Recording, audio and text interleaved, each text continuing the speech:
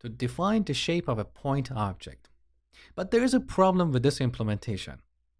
In object-oriented programming languages, we have this concept called cohesion, which basically means things that are related should be part of one unit. They should go together. This is what we call cohesion. Now back to this example. On the top, we have used an interface to define the shape of a point object. And below that, we have a standalone function. And this is where we have violated the cohesion principle. So the concept of drawing a point is highly related to the structure of a point. It should not be a separate function. Now, if you're going to build a utility library for working with points, chances are you're going to create another function like getDistance that calculates the distance between 2 points. So point A of type point and point B of type point. And this goes to this code block. Again, we have violated the cohesion principle. We have two functions hanging in the air, separate from the point object. Since these concepts are highly related, they should be part of one unit. In object-oriented languages, we call that unit a class.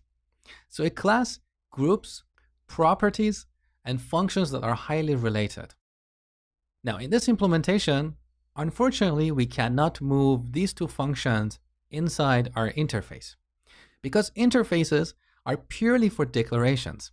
They cannot include any implementation. In other words, we cannot have the algorithm for calculating the distance between 2 points or drawing a point inside this interface. What we can do instead is to add a function here, a function declaration.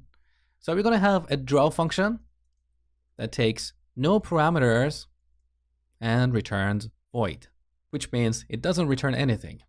Now, you might be asking, why don't we have this point parameter here? Because if all these members, x, y, and draw are part of one unit, we don't need to pass x and y as parameters to the draw function.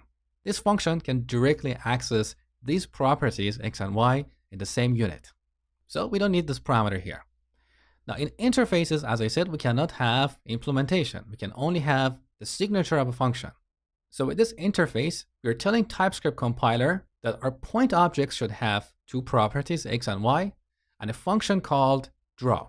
The implementation of that is somewhere else. So what should we do now to apply the cohesion principle here? We need to use a class instead of an interface. So on the top, I'm going to change the type to class. And here I'm going to replace this comma with semicolon. So our point class has 3 members. The first 2 members are what we call fields that we use for storing data. And the third member is a function. Now here in this class, we can have the actual implementation of this draw function. So we can simply define it like this: draw, and then add all that logic for drawing a point. Now similarly, we can have another function, getDistance, that returns the distance between this point and another point, like this. Again, all that logic will end up here. Now with this restructuring, you can see that everything about a point is in one unit, in one class. So we have the coordinate, which includes x and y, and 2 functions, draw and getDistance. Now in object-oriented programming terms, we refer to these members as fields and to these functions as methods. So when a function is part of a class, we call it a method. All right, now with this new implementation, we don't want these 2 functions hanging in the air, so delete. This is a much better structure. Also, we're not going to call drawPoint like this anymore. So here's our point class. In the next lecture, I'm going to show you how to create an object of this type and call the draw method. Hi, thank you for watching my Angular tutorial. If you enjoyed this video, please like it and share it with others. Also, you can subscribe to my channel for free new videos every week. This video is part of my complete Angular course with almost 30 hours of high quality content where you will learn everything about Angular from the basic to the advanced topics all in one course, so you don't have to jump from one tutorial to another. In case you're interested, you can get this course with a big discount using the link in the video description. And if not, that's perfectly fine. Continue